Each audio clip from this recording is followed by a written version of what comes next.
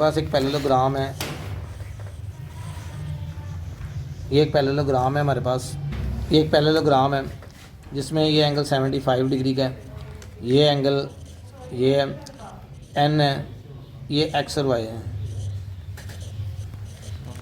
ठीक है। Opposite angle concurrent होते हैं। अब एन और ये वाला एंगल बराबर है। एन किसके बराबर है? 75 के। समझ आ रही है बात कि नहीं? एन किसके इक्वल है? 75 के। ठीक होगी बात जी? ये 75 है तो ये वाला भी कितना होगा? 75। वाई भी किसके इक्वल है? 75 के।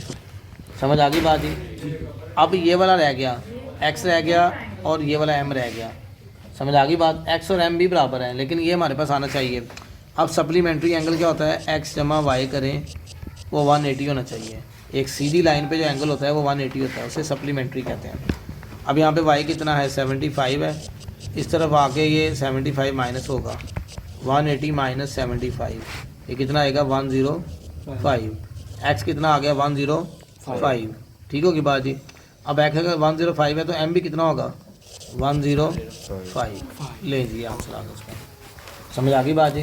कोई इशू तो नहीं है इसमें? नहीं। इसके बाद आगे देखें, एक सवाल इसमें और देखें। कहता है अगर ऑपोजिट एंगल ट्राइंगल के, अगर ऑपोजिट एंगल पैरेललोग्राम के 110 हैं, तो ये ऑपोजिट एंगल एक ये पैरेललोग्राम है। लेट्स सपोज ये एक पैरेललोग्राम बना लेते हैं, ये एक पैरेललोग्राम बना लिया हमने, ये एक पैरेललोग्राम है। अब उसने सवाल की स्टेटमेंट में कोई पैरेललोग्राम नहीं बनाई होगी। सवाल की स्टेटमेंट में ये लिखा हुआ है opposite angle of parallelogram is 110, कि इनके ऑपोजिट एंगल जो हैं इनका सम कितना है? 110। मतलब ये भी 55 है और ये भी कितना होगा? 55। आपने बाकी निकालने हैं, मतलब ये इसको x कहते हैं, इसको y कह देते हैं और इसको चलें m कह दें, ये हमने निकालना है। अब जाहिर सी बात है अगर इनमें से कोई एक ये 55 है तो m भी कितना होगा? 55। अब ये रह गया, मतलब y प्लस 55 ये किसके इक्वल है? ये हमारे पास 180 के इक्वल। ये 55 प्लस हो रहा है, जरा क्या हो जाएगा? माइनस कितना आ जाएगा? ये हमारे पास 125, तो ये y आ गया, ये 125 आ गया y। अब हम लोगों ने x भी क्या होगा? ये भी हमारे पास 125 ही होगा। समझ आ गई बात जी? ये हमारे पास का आंसर है। क्लियर होगी बात? ये चैप्टर नंबर 11 था, इसके अलावा और कोई भी सवाल नहीं आएगा 11 से। क्लियर होगी बात जी? अगर इनमें से ये वाला सवाल आ जाता है, लेट्स सपोज ये वाला आया था, तो 1 के ऑपोजिट 3 है, 2 के ऑपोजिट क्या है? 4 है, और ये ऐसे कि कोई साइड पूछता। चैप्टर नंबर 12 में 2 डेफिनेशंस हैं जिनमें दोनों में से एक आनी है। एक डेफिनेशन क्या है? एंगल बाई सेक्टर की, और एक है राइट बाई सेक्टर की।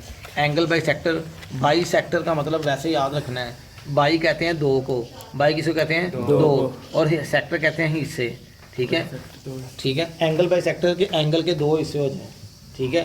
राइट साइड बाई सेक्टर का मतलब क्या होता है? कि किसी लाइन के 2 हिस्से हो जाएं। ठीक है। अब ये क्या हो गया हमारे पास? एंगल बाई सेक्टर मीन अ रे which divides an angle into 2 equal parts, जो 2 इक्वल पार्ट्स में डिवाइड कर दो।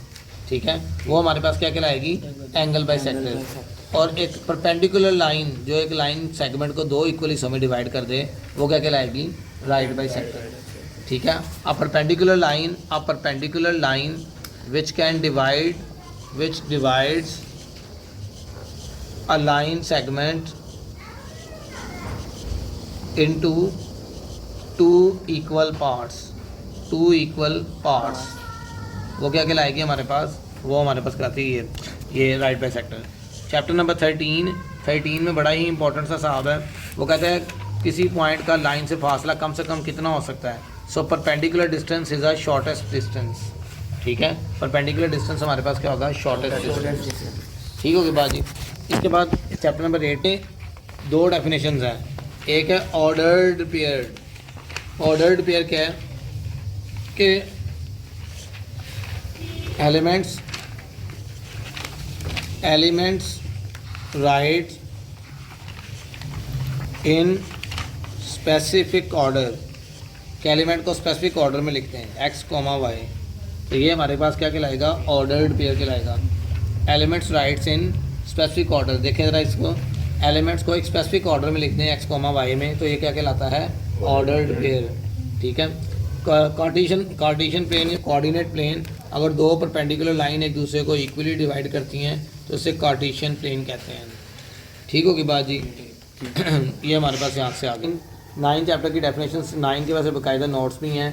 9 में इक्विलेटरल ट्रायंगल वो होती है जिसके तीनों साइडें बराबर होती हैं, उसे इक्विलेटरल कहते हैं। स्केल से बनानी है 6 सेंटीमीटर, ये भी 6 सेंटीमीटर और ये भी कितना आ जाएगा 6 सेंटीमीटर। ठीक है।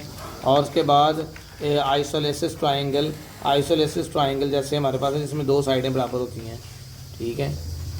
जैसे ये 6 सेंटीमीटर कह दिया, ये भी 6 कह दिया, इसको 5 कह दें ताकि पता चल जाएगा ये आइसोलेसिस है। सेक्लेन इसमें कोई भी साइड इक्वल नहीं होती। ठीक है। आपने कह दिया ये 5 है, ये 6 है और ये कितनी है 7 है, कोई भी देख लें। ठीक होगी बात, ये समझ आ गई है। और उसके बाद दूसरी बात याद रखनी है, जो आपने थ्योरम बनाने हैं, पहले थ्योरम की डायग्राम बनानी है तो उसकी ये हमारे पास 4 सेंटीमीटर की लाइन ले लें और इसके 4 का मिड क्या होता है 2, तो 2 पे रख के आपने ऐसे वो कर लेना है, ऊपर से परपेंडिकुलर ड्रॉ कर देना है। ये कर दिया। अब इसको मिला दें इसके साथ, ये सारा स्केल के साथ मिलाना है। पहले दूसरे की डायग्राम समझ आ गई ना, पहले दूसरे की। तीसरे थ्योरम की डायग्राम देखें। तीसरे थ्योरम के अंदर मैं कहता हूँ कि 5 सेंटीमीटर की लाइन लगानी है थर्ड थ्योरम के लिए, तो आपने 5 सेंटीमीटर की स्केल से लाइन लगा लेनी है। ठीक है। इस तरफ का करके